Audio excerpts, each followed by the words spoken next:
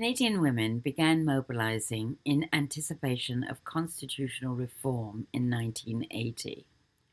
After a series of mass actions, conferences, and lobbying, women across Canada were successful in achieving significant amendments to the Section 15 equality rights by January 1981. Between 1982 and 1985, women worked to get additional provisions added to the Charter, which were needed to guarantee equality to male and female persons. These were eventually accomplished with the acceptance of Section 28, which together with Section 15 established women's constitutional right to equality. Nancy Ruth, Linda Palmer Nye, and Marylou McPhedran talked to Rise Up about the importance of the struggle and also explained the importance of Section 15. So welcome everybody, and thank you so much for agreeing to participate in this Rise Up interview of this very important topic, women's equality and the Charter of the Canadian Charter of Rights and Freedoms. So let's start with you, Nancy Ruth. Can you introduce yourself? I moved to Toronto in 1978 and ran into NAC and all its anxiety, if you will, the possibility of the repatriation of the British North America Act and a possible charter. I got involved. Okay, and Linda, do you want to introduce yourself? Say a few words about yourself. Well, I'd probably start with being the co-coordinator of Women for Political Action. At the time, all of this event blew up to some extent. And we were working already with women for helping to, prepare them for office at any level that they were interested in. So we were pretty busy with political issues at that time to prepare them for the answers that they would need. And other than that, I also was working with CCLOW, the Learning Opportunities for Women Canadian organization, because my background as a teacher led me there. So, and we ended up presenting to the hearing. So that was probably my biggest tie-in at that point in the 70s. Everything started to happen in the 70s. Okay, thank you. How about you, Marylou? Can you introduce yourself, please? Go ahead. Yeah, you can hear me okay? Yeah. I had quite recently graduated from law school in Toronto. I'm born and raised in Manitoba, but I went to university and law school in Toronto. I had been at the Women for Political Action dinner, which followed a study day at Toronto City Hall that was facilitated by Doris Anderson and her legal counsel, her primary legal counsel, Mary Eberts. And I had just been captivated by what they were saying about what the importance of the new constitution was going to be for women. And that night was the dinner. So that was the first time I ever saw Linda Ryan Nye, one of the co-hosts for the dinner. And at the dinner, the keynote speaker was the then Minister for the Status of Women, Lloyd Axworthy. And it was truly offensive, the condescending way in which he responded to women in the audience. Okay, so who was there at the beginning? Nancy Ruth, why don't you start with this? Maybe you could provide us with the background to what was happening with government. What were they proposing that was going to be so detrimental to women? Trudeau was repatriating the British North America Act and proposed a new Charter of Rights and Freedoms. And in it, part of the Equality Clause was based on Diefenbaker's Bill of Rights. And that had been seen by various legal cases like Bliss as insufficient. Women did not win under it. And so women were concerned this was not good enough. And as a result of that, Linda and I and others called the Cow Cafe meeting, and we all met. Okay. So, so that was what was proposed, was the Bill of Rights, right? This is the original. Something similar to it. The charter. Something similar to it, right? And all the experts that had been asked about it, of course, were men. There weren't any women's voices in that discussion. I think you need to start very briefly with the fall of 1980. In September 1980, women, and mostly women in women's organizations, we had a number of them by then, were promised by the CACSW a conference on constitutional issues. They postponed it in September, and we were given reasons, but many women did not buy those reasons. Then in October, to celebrate October the 18th Persons Day, Women for Political Action, we were having our monthly meeting. NAC asked to join us. So we had a double meeting with about 200 women, and we focused on the Constitution. So there was some discussion. And then the dinner speaker was, as Marylou has pointed out, the minister responsible for the status of women, and that was Lloyd Axworthy. So we had had a chance before dinner to really come to terms with the major issues in this Charter of Rights, which seemed to be the 1961 Bill of Rights, with Bill of Rights scratched out and Charter of Rights written in. And our biggest concern was that this was now going to be probably inside the Constitution, and therefore more powerful than the Bill of Rights, which had never been any useful, never proven any usefulness for women. So what happened at that dinner was that I asked Mr. Axworthy for his speech, and he told me he was going to wing it, his words. During the speech, he asked these 200 knowledgeable women, worried women, to take a leap of faith. And that was the beginning of everything, I think. So, and then in November, NAC and a number of other organizations went to the hearings and presented at the hearings. And those hearings were televised. And as I mentioned to you, to watch, to see the expertise of women and in their presentations was just, it was such a moment of being proud and being really moved by how much we knew and how much we knew what we needed. So when Harry Hayes responded to NAC's brilliant presentation with, well, if all you girls are working, who's looking after the babies? That on top of Lloyd gave us our two men to, initiate a lot of anger. And that anger was propelled into a mass movement when Lloyd Axworthy canceled in January the conference that we had our bags packed and ready. Yeah. So I called a couple of women to meet at the Cow Cafe, and the next thing you knew, there were a dozen women there. And we said, they don't tell us whether we can go to Ottawa. And we said, we'll go to Ottawa even if there's 20 women. Thank you, Linda. And that was it. But I want to reinforce how Linda described the importance of the dinner in October of 1980.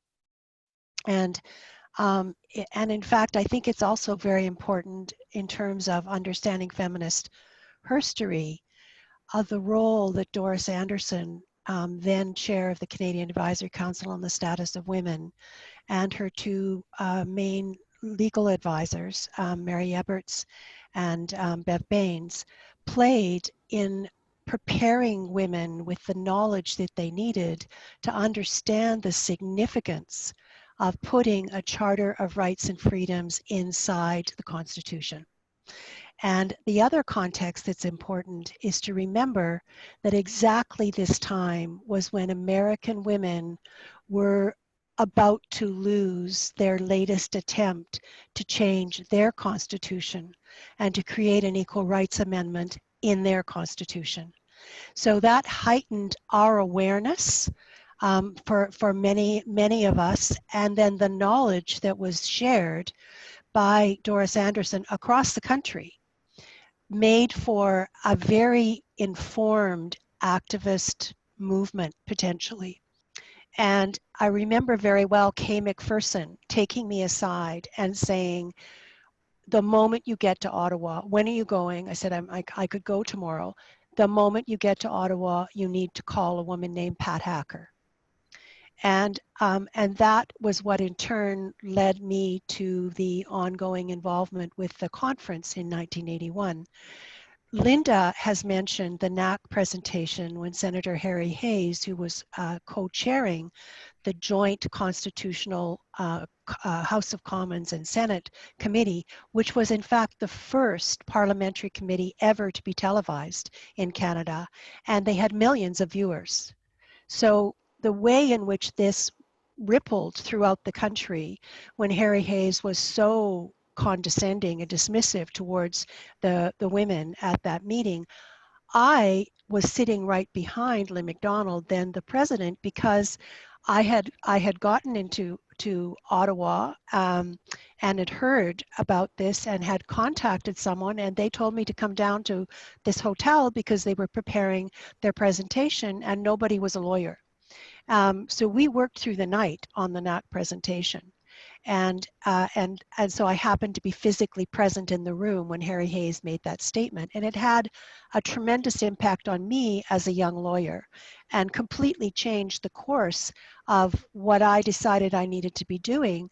I didn't know it was going to go on for more than a year, but I certainly saw that this constitutional committee and whatever was going to happen afterwards, that we had to get in there and make the changes. But at the time, the Canadian Advisory Council on the Status of Women was really leading on a lot of this.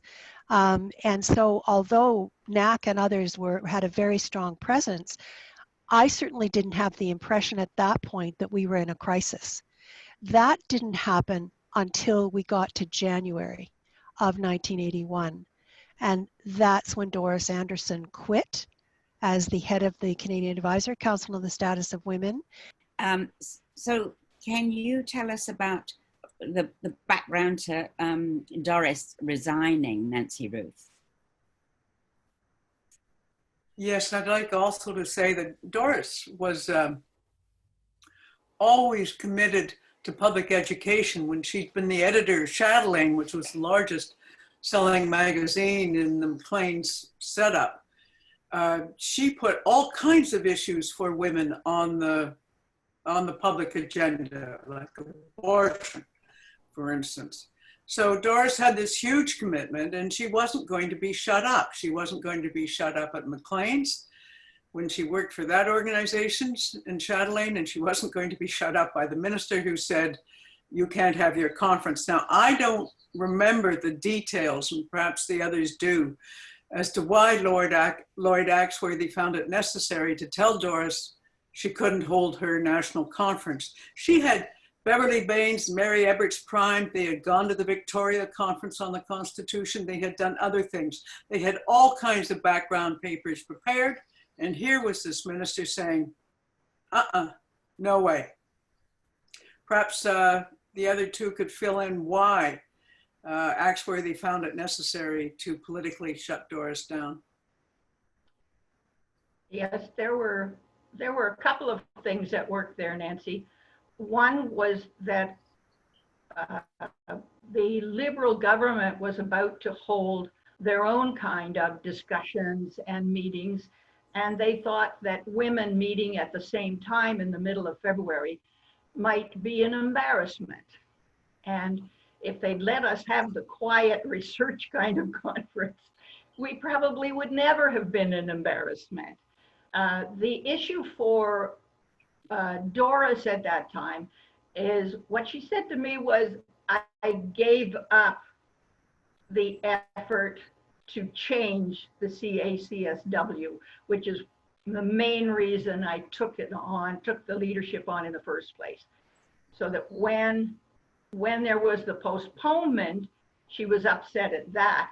And then when there was the cancellation in January, that was the end for her. Mm-hmm. And between, so there was a whole year of organizing before you actually got the changes to the wording, right? That's not really correct. The Oh, organizing okay. happened in an incredibly short period of time, and it's part of the miracle of ad hoc that it happened. Okay. I think a lot of the preparation that Linda was describing in 1980, but the actual lobbying, focusing on changing the charter, was like this amount of time. Yeah, it was 3 weeks. Now, what went on? The conference. What went on for a year or so, Sue, were the efforts by CACSW to do good research and prepare good research papers. And also you had all of these women's organizations. There were about 20 who ended up appearing before the Joint Senate House of Commons Committee. And we were all busy writing our briefs and seeing what changes needed to be made. But the actual ad hoc conference was in fact ad hoc. It was done between about January 21st and we decided we would have it on the same day because we felt that we should be able to have our conference when we were promised it. Mm-hmm. And we actually thought there might be just a couple of dozen women. Okay. So what was decided at that conference, Marylou? Can you tell us that? Yes, I mean, and again, I really mean it when I say that this conference was a miracle in itself. First of all, there was no funding. Second of all, we really weren't welcomed in any way by the government of the day. And it was NDP, Pauline Jewett, and Conservative Flora MacDonald, who were the primary, and one Conservative senator, Martha Beelish from Alberta, who stepped up and used their parliamentary privilege in order to secure a meeting place for us. And indeed, it turned out to be exactly the same place as where the Joint Constitutional Conference Committee had been meeting.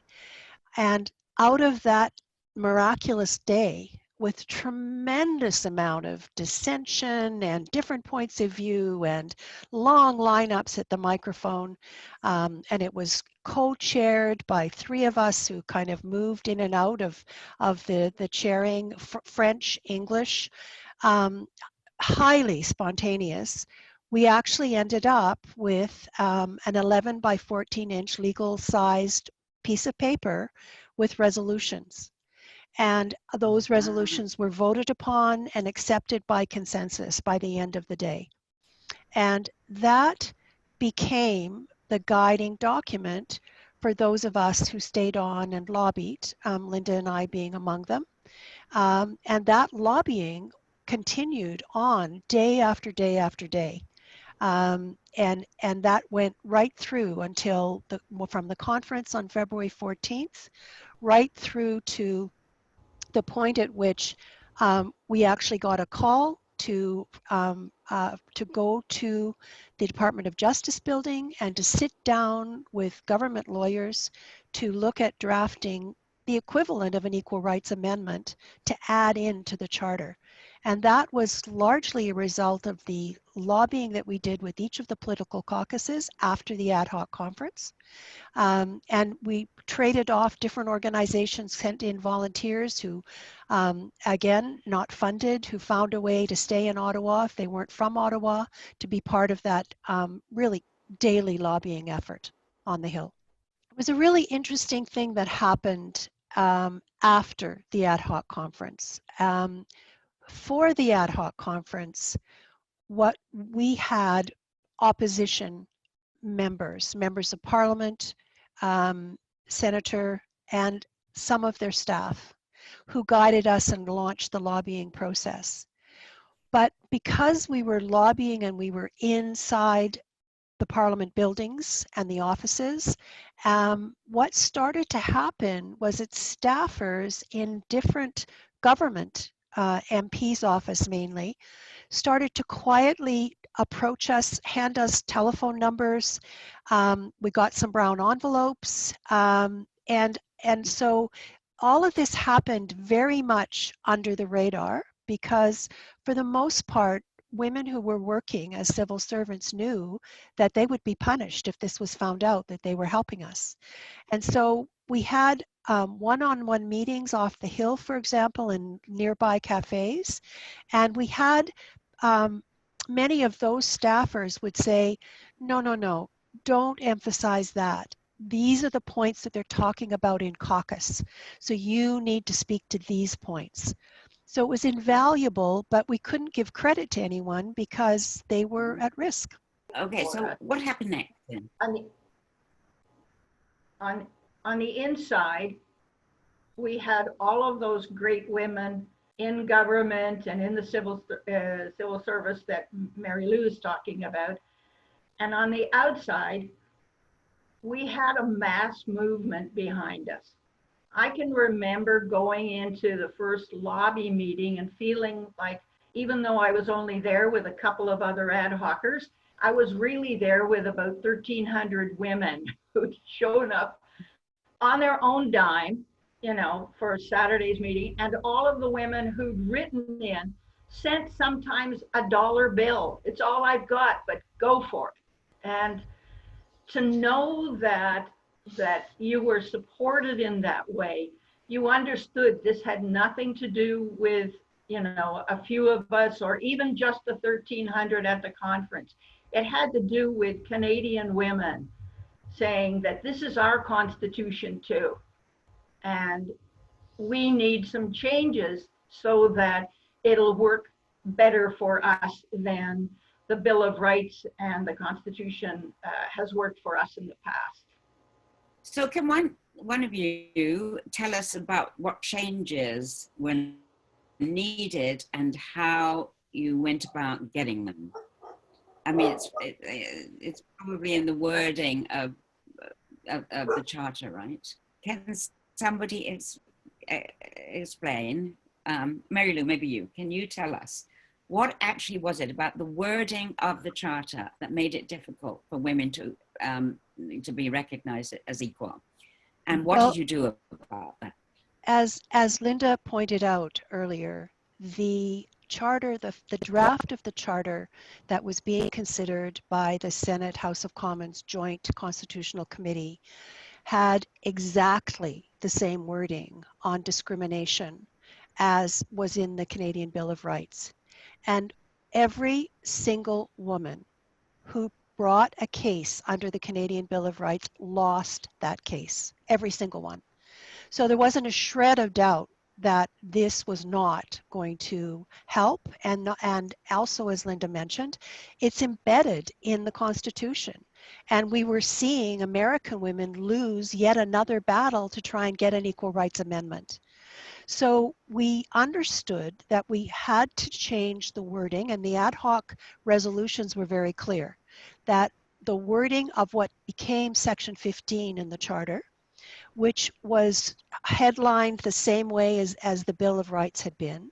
But one of the big successes that happened before the ad hoc conference in February was that as a result largely of what women presented to the Joint Constitutional Committee, including NAC, and I would say in particular the Canadian Advisory Council on the Status of Women, because of the extent of the legal expertise that they were able to bring to making the parliamentarians, and in particular the then Attorney General Jean Chrétien, to understand the risk to generations and generations.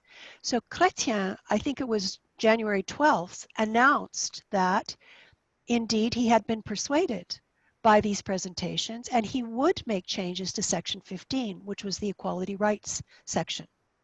And that included changing the name to equality rights. And that was a specific recommendation of the CACSW.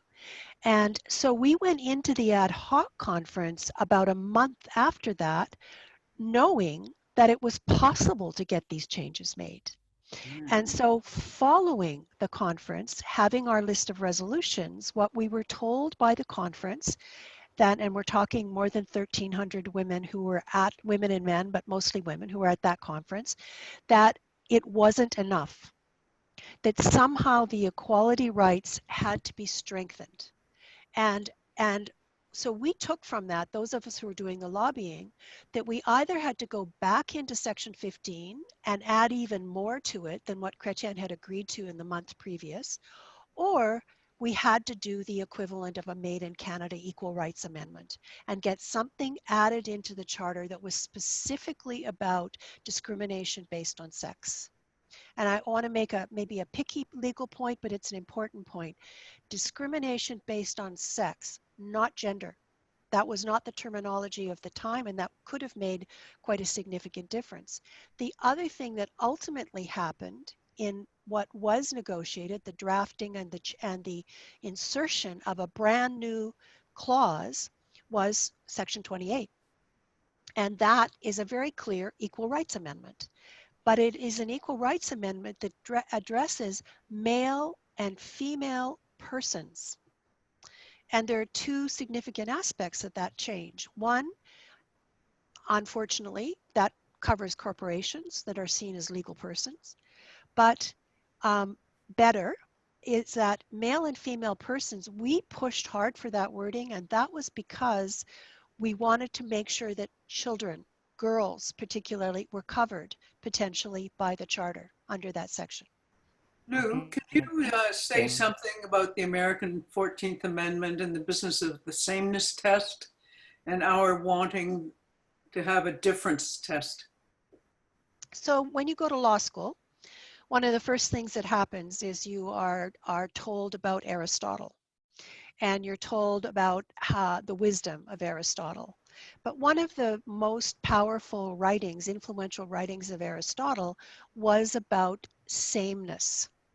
And the measurement at that time in the United States of what equality meant was that equality applied to being the same. And that was the reasoning that was so dangerous for women under the Bill of Rights. And there were many cases that we lost, but the one that probably most powerfully demonstrated how risky that is for women was the case dealing with pregnancy and taking leave, the Stella Bliss case. And in that case, the court at the appeal level actually based their decision denying the woman equivalent rights to leave for unemployment coverage on the basis of her pregnancy, because they held that all pregnant persons were being treated the same, and therefore it was equality. So a lot of what went into changing Section 15 and feeling the need for Section 28 was to move Canada completely away from the way in which the United States had been pursuing bringing equality into law, because it wasn't equality in result. It wasn't actually the living of rights. It was a formalization that allowed discrimination to continue, as had been so demonstrated in the Stella Bliss case. And if I could add to that, because those are incredibly important points for women to understand. One of the thrusts of a number of organizations, and the women's organizations talk to each other, so we were not going to be in conflict when we presented to the committee, the joint committee, so that they got the same message over and over again, which was really obviously important. And that part of that message was that the Section 15 would be about non-discrimination, which is not as powerful as being about equality, that equality is more. And that there was also the request to open Section 15 with a very strong statement about gender equality. However, one of the things that happened that for me meant that there needed to be a second, more powerful clause, which ended up being 28, was that in the charter, the Liberals put an overriding statement about multicultural heritage. And there's a lot in multicultural heritage, as well as in our own Canadian heritage, that is not good for women. So we began to understand that we needed a clause about the equality of male and female persons that would override all of these other overriding things that were not as clear and could very well undermine equality rights and more. You, Nancy, came into, you're just, it was so great that you started up that Charter of Rights Coalition and you allowed us to go across country and educate, because the lobbying was critical and we had to lobby every time the premiers got together. But the education of women across the country that we had learned from the 1,300 women that day in Ottawa was essential, because then they could stand up and chat with their premier and say, no, that's not going to be good enough, because they all knew what was good enough and what was not. And if I could just add to that, one of the other organizational elements of that effectiveness was, in fact, because Doris had gone also across Canada. Oh. I think this is important to appreciate the capacity that existed across our country for the mobilization that occurred. And one of the reasons for that capacity was the battle that had occurred in the late 1970s around reform to divorce and marriage laws.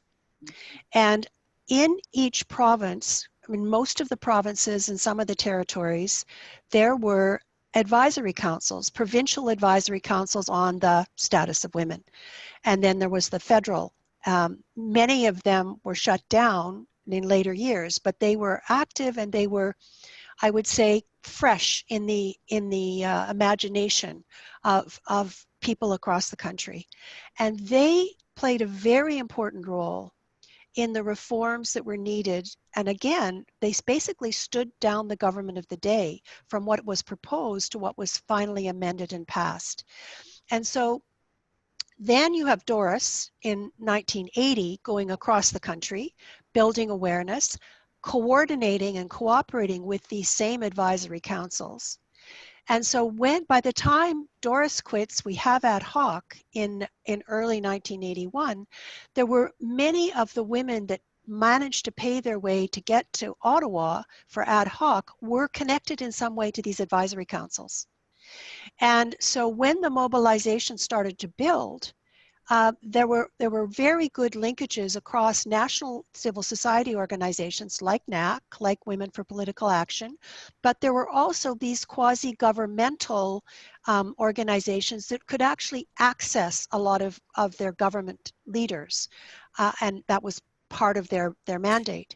So it was this combination, and it was the level of cooperation that really galvanized the movement. And let's remember, there were no fax machines in those days. The only way of communicating was by telephone, by letter, and by telegram. And so again, this is really quite miraculous that we would have this massive social movement.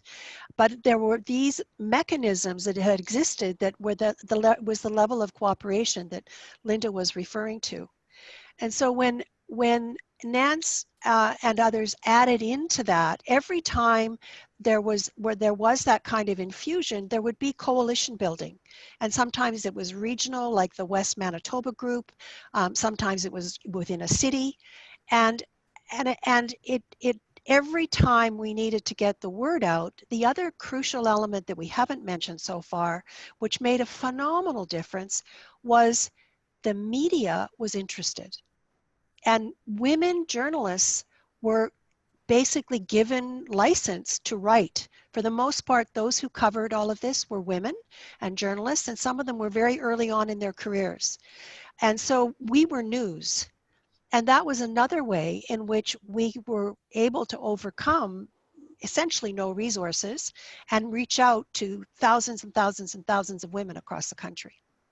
Was after the Queen and Trudeau signed this Constitution and this Charter, brought it into law, there was a moratorium for 3 years on the Constitution, and women knew we had this time before the equality section kicked in. So what were we going to do during that time that would reinforce our rights? There were a number of things that were done. It really started by a conference which Marylou was one of the leaders at in Toronto City Hall, with about 24 legal scholars, lawyers, and activists.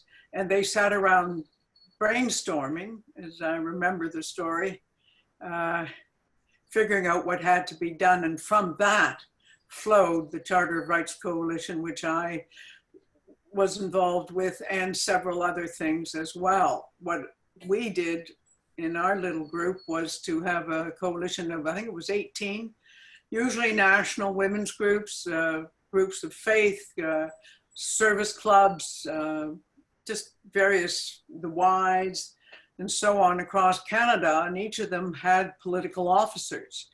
And so we prepared a slide tape show. This is how primitive technology was in those days. A slide tape show that went across in basements of churches and synagogues, in recreation rooms in schools. There was a speakers team, and they started educating their membership as to what the Charter could mean for them and their children.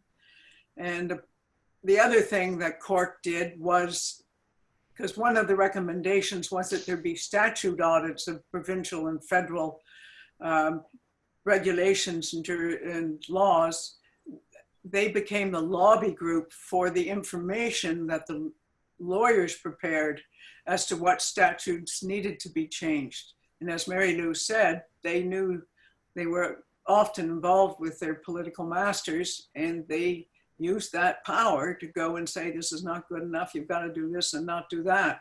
We were concerned they would do facial changes, like change manhole to, I don't know what it's called now, those holes in the street where guys go down. They were facial changes of the law or regulations, and we wanted substantive changes. And so that's what that group did. And I can talk about what the other groups did too, if you like. And I think just to build on what Nancy Ruth just said, in that period of time, because the moratorium was placed not on the entire Constitution, the moratorium was placed on equality rights. Yeah. And that signaled very strongly to us that this was just the beginning of a battle that had the next phase. I would say the battle began with the Bill of Rights and all those failures. And then once we had a charter and it was entrenched in the Constitution, and this is another one of these brown envelope situations where someone inside the government actually came and told us that from a federal provincial meeting of premiers and the prime minister of the day, that they were very clear they had no intention of auditing the laws in the way that they had used as justification for the moratorium. So we knew that we were being played. The whole country was being played. And that was part of the rationale for mobilizing, and, you know, back to the song, women are doing it for themselves. That it was this whole sense that if we didn't stay ahead of this curve, if we had to be the ones who were thinking ahead to the cases that were going to be brought to court. We had to be the ones to develop the expertise. We had to be the ones to publish the first textbooks. We had to be the ones to hold the conferences. And in that same period of time, that 1982 when the moratorium started, and then when it was to end on April 17th, 1985, there was also all the organizing and thinking that was going into founding the Women's Legal Education and Action Fund to actually be in a position, as we were, on the very first day that it was possible, we brought 3 cases under Section 15 of the Charter. Sue, if I could speak to that from a slightly different angle, being the token non-lawyer, I guess, I want to literally read 2 sentences, that's all, from Penny Combs' book, The Taking of 28, because they are the 2 sentences that, for me, they're what I believe about what happened back then and what hopefully is going to happen again in the next couple of years. She writes in her introduction that women's involvement in Canadian Constitution making was a mass involvement, not the undertaking of a handful of women, as it has sometimes been portrayed. And then her last sentence of that same paragraph, at bottom, therefore, the greatest achievement of women's constitutional struggle may not have been the rewriting of the law, but the process of strengthening mass collective action whereby the anger of women was crystallized into law. We were angry beyond, and in numbers beyond what we even could envision. And that's what brought us to it. Without that anger turning into action, we'd probably still be trying to make some changes to some of this, but it's very hard, it's very hard to deal with women when we get together in mass numbers.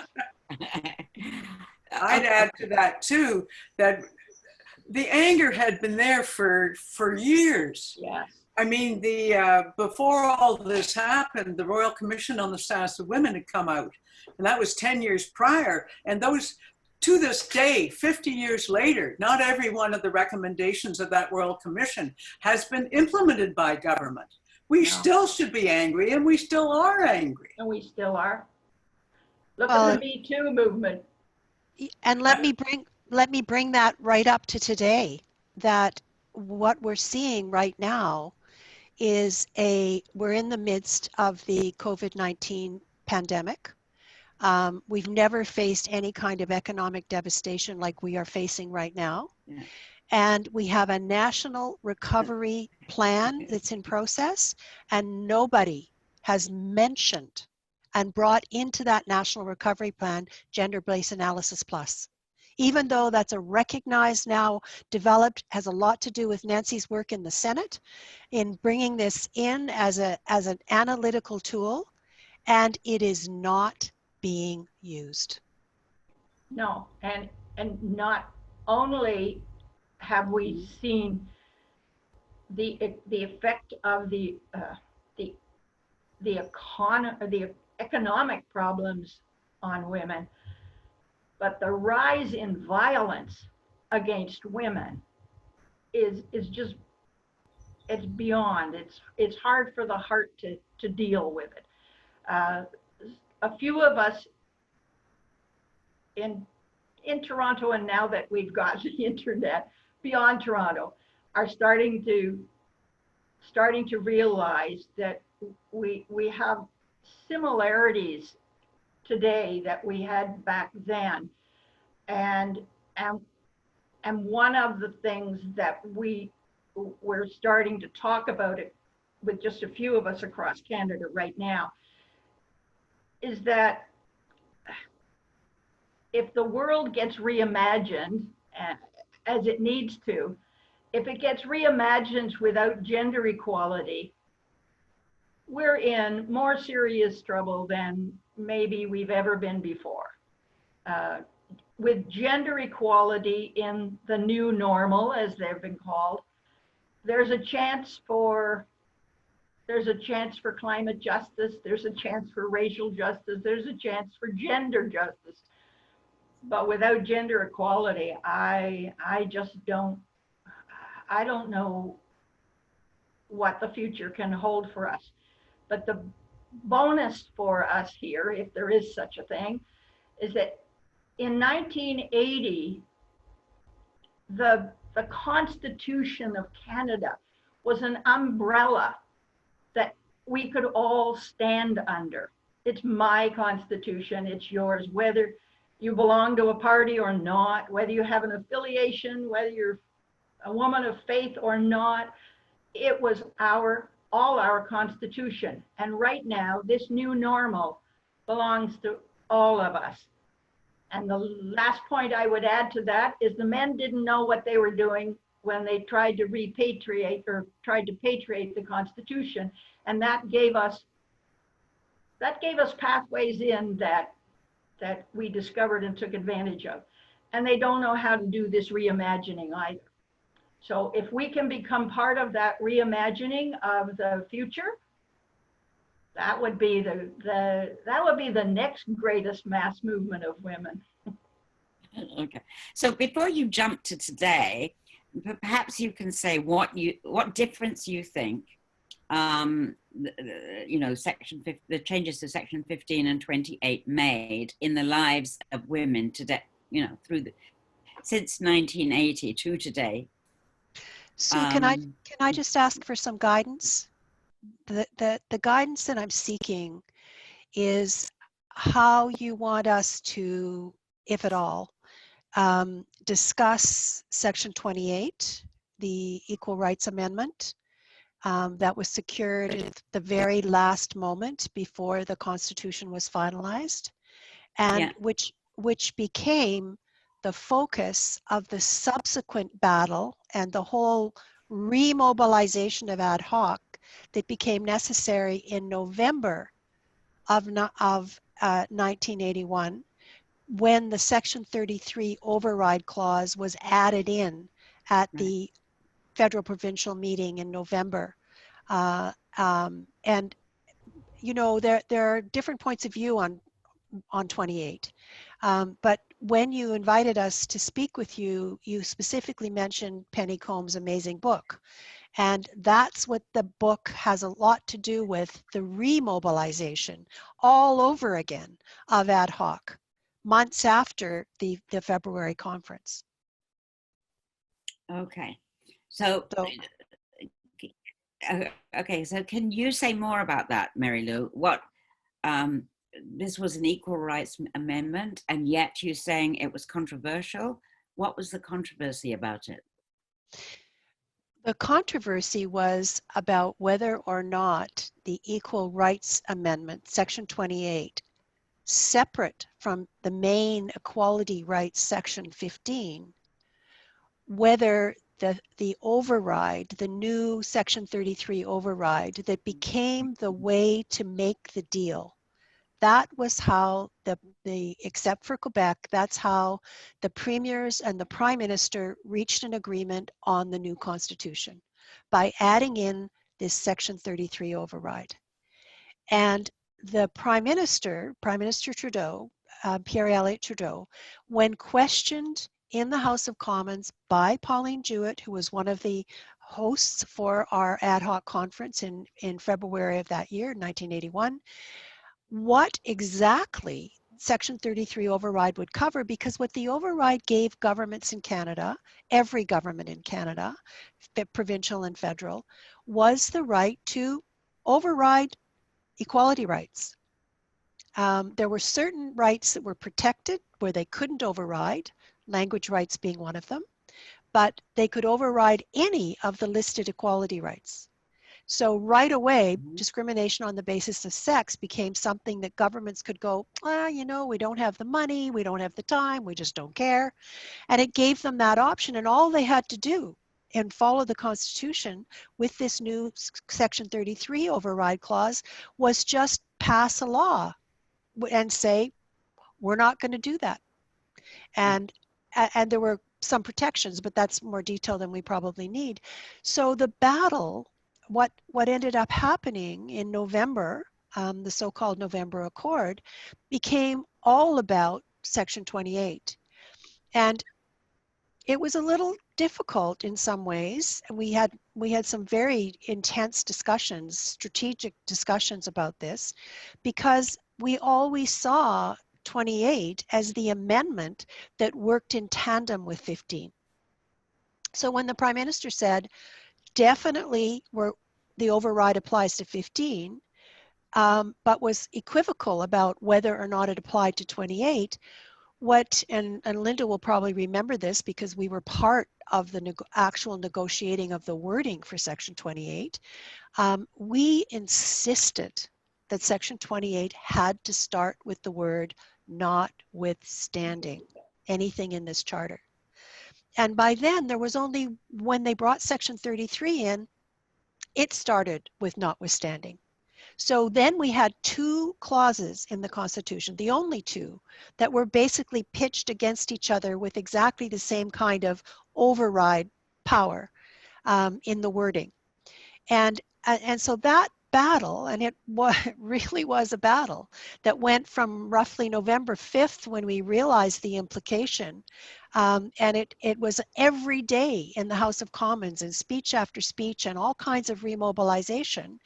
This time we had a woman minister for the status of women who was really on the side of women, Judy Arala. And but we still had only a volunteer network and had to convince not only the federal government, but enough of the premiers in the provinces to actually back off and leave Section 28 alone. I mean, we succeeded in the end, but it was right up to literally the last minute as to whether or not that 33 override would sit on top of all women's rights. And Sue, you were asking if it's what kind of difference the changes in the law and the charter have meant for women. I think probably anybody watching this video who cares about that probably has to look at LEAF, because that was the organization that was created to try and make sure that the courts came down on the side of women when they were dealing with equality issues, equality rights issues. But, you know, offhand, all I can remember is that some of the women lawyers telling me that the first people to try and use 28 and 15 were men. I mean, they're very good at this.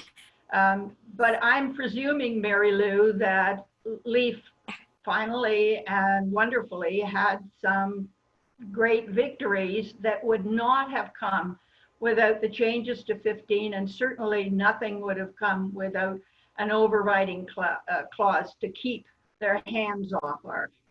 So I really, really wish that that was true. It's more it's more nuanced than that. I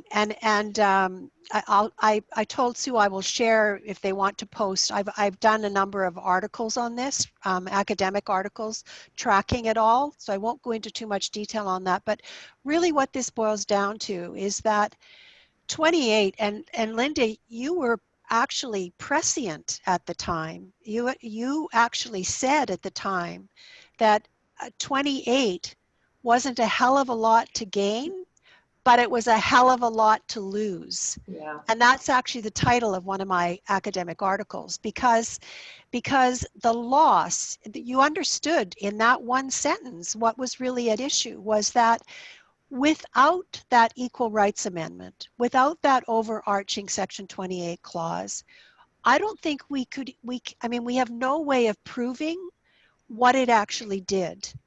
But I'll speak for myself, and the other person that's done quite a lot of research work on this is Beverly Baines, one of the original lawyers for Doris in 1980, 1981. And of course, she volunteered and was our legal advisor for ad hoc as well. And Beverly Baines, more than any other legal academic, has tracked 28. And what it really seems to have been up until now, and we're talking 35 years, is a prophylactic. So you see, I know, pun intended, because everybody knows it's there. Everybody knows that very simple, notwithstanding anything in this charter, all the rights and freedoms herein are guaranteed equally to male and female persons. Basically one sentence. but it's very seldom been cited by judges as their reason for a decision. Whereas the interpretation of 15 and the use of 15 is all over the place. And there have been major losses for women, even with 15 and 28 in the charter. But I often ask, if you didn't have it there, if the judges knew that it wasn't there and it wasn't that clear and simple, would that have just given them all the more latitude to mess around with women's rights? And what you said about the use of, yes, of course. I mean, people who have resources are the people who do well under our legal system. And so we've got cases that are primarily about men. Some of them were very helpful to us in terms of developing the equality jurisprudence. And so 28, you were right about 28.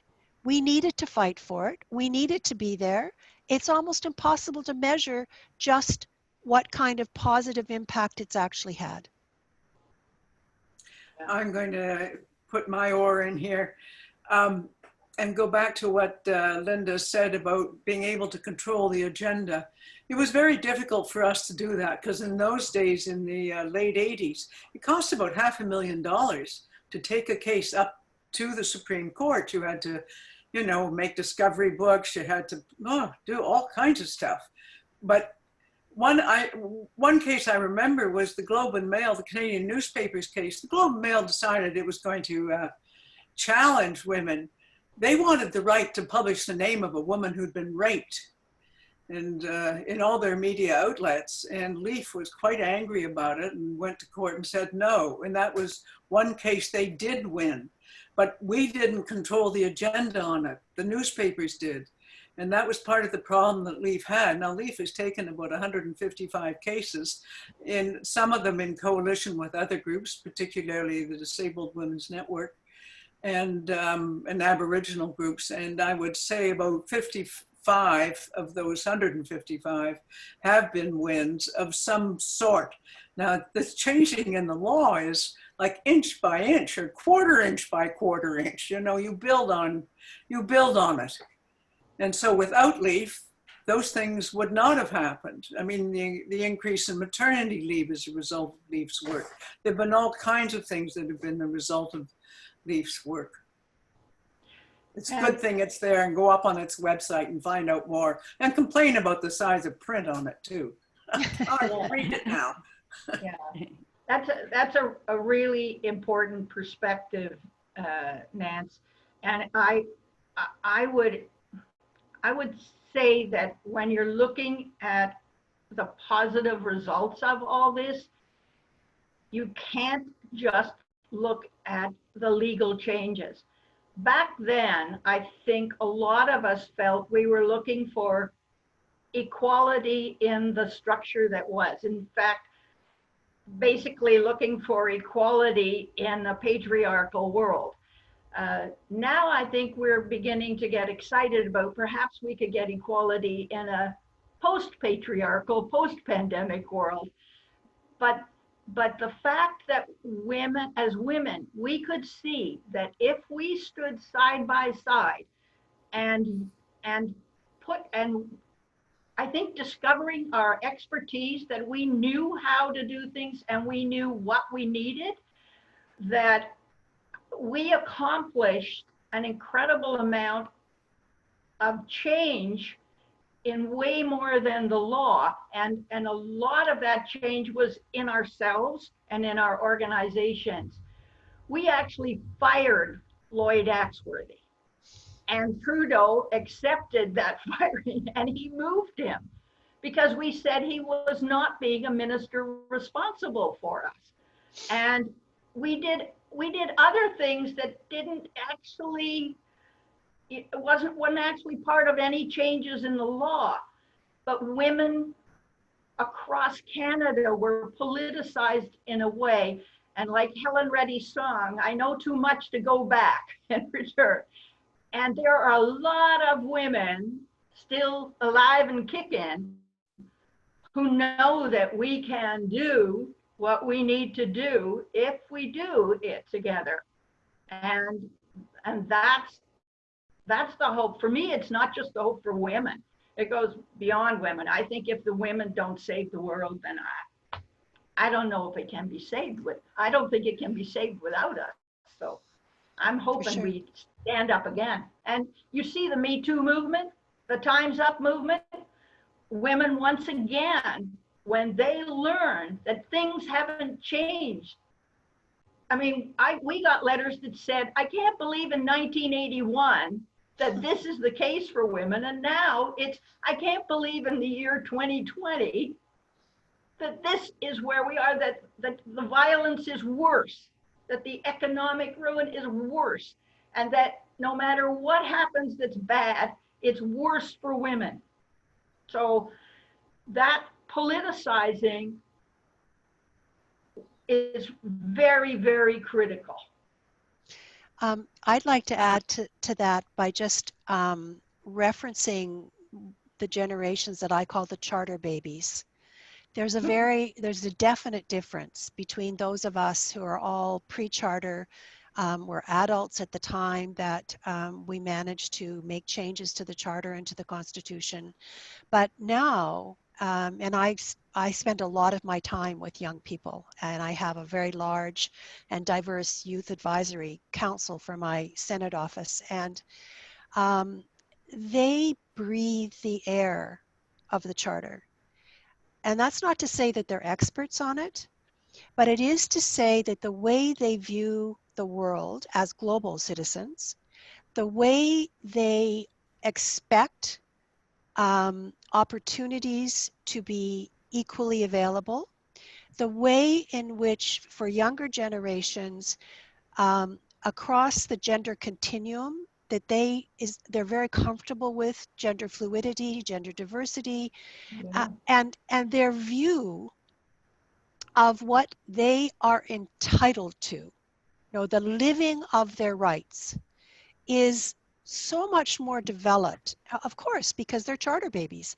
Yeah. Everything that they've lived through up until this point in their lives, whether they're 8 years old or whether they're 22 years old or 25 years old, actually 35 years old, because I have a charter baby. I gave birth to one of my kids right exactly when the Constitution was activated and the charter became something we could litigate for equality. And so for those 35 and under, they're all charter babies. And it has shifted. What we also see in polling in Canada is that when Canadians are asked about the values, what does it mean to be Canadian, equality is always ranked either 1 or in the top 3 of the values that Canadians hold. Yep. Thank you. That's really, so we have mixed reviews, I would say, about the, the conclusions that we can draw from the constitutional changes. I'm just trying to see if anybody wants to sort of summarize what the story of this is in the history of the women's movement, and for the benefit of people in the future. I'll jump in. I think that that there is a generational difference. I think that the lens, the filter that we brought to the Constitution and the Charter in the 1980s, right all the way through, I would say arguably even today, is a filter of sex equality. So essentially women and girls not experiencing discrimination, negative discrimination that limits their choices and doesn't allow them to actualize their full potential. And we use an equality lens for that, and it's a sex equality lens. In my experience with younger generations, the charter babies, 35 and under, they use a very different lens. They still also have a lived experience. That's part of their measurement. What is happening? What are my opportunities? I think that we look now at Black Lives Matter and the expansion of that movement to Indigenous peoples and people of color, and examining systemic racism, which is very actively going on right now. in a way that we haven't seen before in Canada at the level of both street activism, but also thoughtful commentary and to some extent research. But the lens that they're using is a lived equality lens.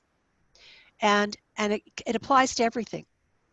And it's very seldom a sex equality lens now. Okay, does anyone want to? Say that Rosemary Brown, who was a Jamaican legislative member in British Columbia, used to say that until race and gender had made it together, there would be no equality. And I sit here in Black Lives Matter right now, and I have 2 Black godsons, and I listen to the press night after night after night, and there is nothing about gender in it. What happens? I mean, I'm going back to Linda's point that in this rebuilding of the new economy, and Marylou's about where is the GBA plus, why is it that women are somehow almost forgotten? That is my perception of what is going on in COVID-19 time. Yeah, And absolutely. I like it.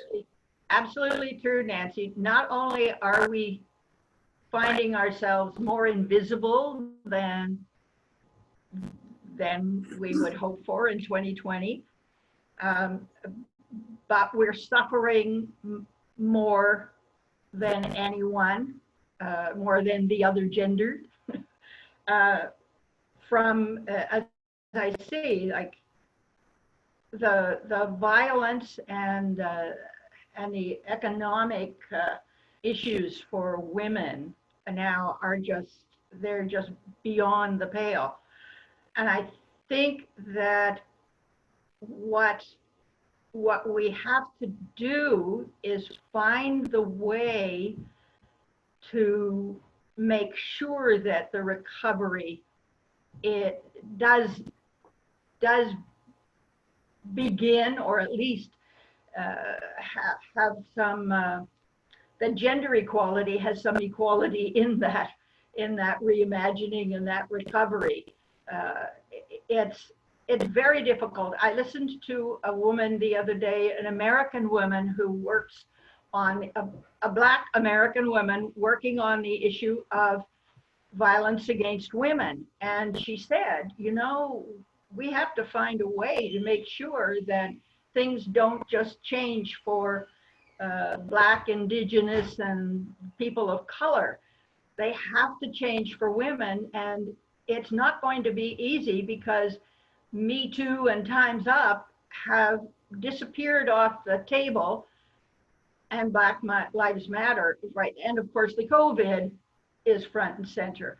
So we have some work to do, and I think all of us at every age, I think we need some mixed age, mixed race groups of women. You know, the younger women that I work with occasionally, sometimes I think they're just fascinated with a little bit of, you know, the elder position. They're also fascinated that I didn't have a smartphone, let alone fax. But I think that we have something to bring to them. Sometimes it's just the courage and the bravery and the experience that we can make a difference, that we can change things, and once they see the reasons for changing, just like when we realized that the charter needed to be changed dramatically, now we know that the world needs to change dramatically. And so, you know, my hope is that's what's going to happen. We're going to find the ways, and to make sure, you know, just to give a very quick example, I happen to know that that a recovery plan, I don't know if there's the recovery plan for Toronto or whatever, but anyway, whatever they're doing in the mayor's office, 3 men. 2 men have been hired, and they're working with the mayor to figure out the future. And they don't even understand that they can't do it without us. So we have to meet with them and explain to them the very basics, and then demand. So first of all, and we just have to be angry enough. That anger has to turn into action, and then that action has to turn into change.